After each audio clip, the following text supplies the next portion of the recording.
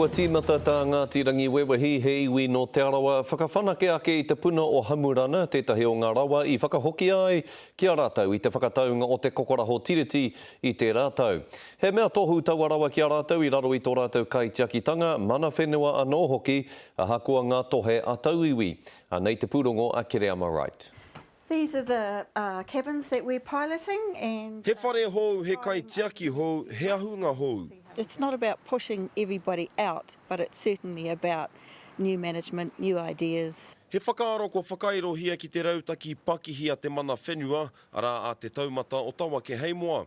Ko ngā whare puni nei tētahi huarahi e whakamātau hia ana, hei wāhi noho mo te hunga hi ika, purei hahau pōro anō hoki. It's a very considered decision by the trust. They want to explore all these opportunities. No, it's not a waste of money. I whakahokia ngā whenua nei ki a Ngāti Rangi Wewehi i tērā haratua. Mohoa nei ko tā rātau he whakarite i tō rātau pā, me ngā tikanga e hāngai ana, ko te whakatika i ngā pakihi tāpoi tētahi. You're getting some commercial operators who know they have to have a concession and they know they need to apply to the trust for that concession, and they're quite ingenious with their excuses why they shouldn't pay. He tikanga he whakarite ngā kāre i te whakaia whānui tia e ngā pakihi tāpoi me te hapori o te takiwā nei. If people have been used to walking through a property because there's been no one there, and then all of a sudden the landlord's there, yeah, there's going to be some issues.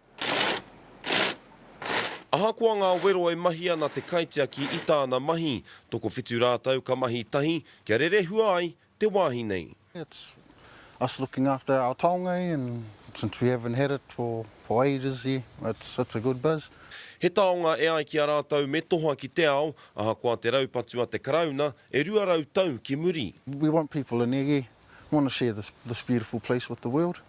Oti ake atu i te rāhui i te hunga ruku kapa, ko te whakarite i ngā wharepuni mo te paunga o tēnei marama. Kere Ama Right, te karere.